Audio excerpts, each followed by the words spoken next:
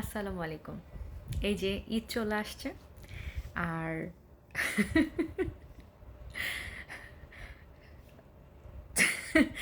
বিভিন্ন আপুরা হচ্ছে শুরু করে দিয়েছে যে ঈদে কি জামাইদের কাছ থেকে হচ্ছে ঈদ শপিং নিতে হবে, হাত পেতে ভিক্ষা নিতে হয়। তারপরে হচ্ছে সংসারে যুদ্ধ লেগে গেছে। কেন যুদ্ধ লেগে গেছে?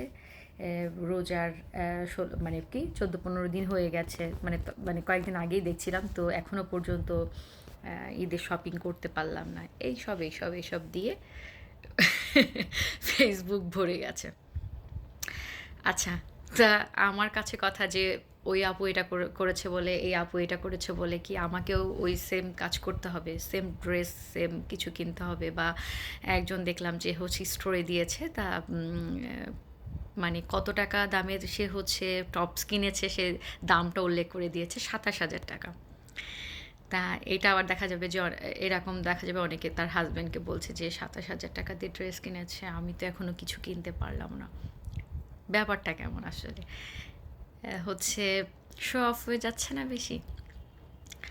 আর আপনারা যে আপুরা এই জিনিসটা বলছেন ঈদের এখনও শপিং করতে পারলাম না, এ না ও না, তো এই যে ভাইয়া যারা, তারাও তো হচ্ছে 30 দিন, মানে 30 দিন না, যাই হোক উইকেন্ডগুলা আমি হচ্ছে বাদ দিলাম, তো তাদের তো হচ্ছে অন্যান্য দিন তাদেরও তো পরিশ্রম করতে হয়, সকালবেলা থেকে রাত অবধি পর্যন্ত তারাও পরিশ্রম করে। শুধু আমরা মেয়েরা যারা গৃহিণী আমরাই শুধু হচ্ছে কিন্তু 24 ঘন্টা কাজ করি, বিষয়টা এরকম না। তাদেরও অনেকে স্ট্রেস নিতে হয়। আমরা হচ্ছে আমাদের স্ট্রেস হাজব্যান্ডদের উপরে দিই বা পরিবারের অন্যান্যদের উপরে দিই, বাট তাদের স্ট্রেস কিন্তু অন্য কোথাও আসলে দেওয়ার সুযোগ হয় না। তো আপনি যখন এই একই কথা কানের ধারে ঘানের ঘানের ঘানের ঘানের করছেন, হ্যাঁ, আপনি এটা বলতে পারেন যে আমার বাচ্চাটার এখনও ঈদের ড্রেস হয়নি, সেটা একরকম কথা।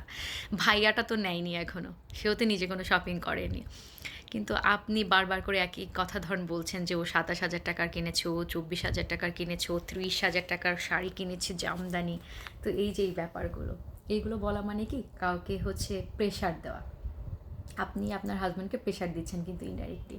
তো এতে করে কি হচ্ছে, তার উপর একটা প্রেশার পড়ছে, প্লাস অন্যান্য টেনশন তার মধ্যে থাকে, স্ট্রেস থাকে। তো এটা করে কি হবে, ঘরের মধ্যে দ্বন্দ্ব শুরু হয়ে যাবে। এ এ হাঁড়ি পাতিল দিয়ে হচ্ছে বাড়ি দিয়ে কথা বলবে, ও হাঁড়ি পাতিল দরজা দিয়ে হচ্ছে ঠেলা দিয়ে চিৎকার চেঁচামেচি করে হচ্ছে দিন পার করা হবে। তো এইগুলো আসলে করার কি দরকার? হ্যাঁ, একটা ঈদে নাইট ড্রেস কম হলো, অন্য দিন পুষিয়ে নেবেন, মানে অন্য মান্থে আপনি নিয়ে নিলেন। রোজার ঈদ আসলে তো অনেক কিছুই থাকে।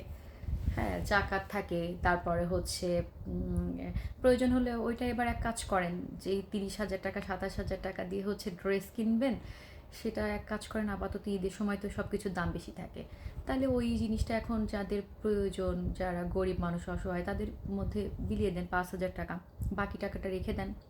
অন্য সময় দেখবেন যে কমে আসবে ওই দামটায়, তখন আপনি ওই পোশাকগুলো কিনে নেন। এটা নিয়ে তো এত এত ক্যাচাল পাড়ার দরকার নেই, এত ট্রেন্ডিং ফলো করার তো দরকার নেই, তাই না? দামি জিনিস পরলেই কি আপনি দামি হয়ে যাবেন? তা তো হবেন না।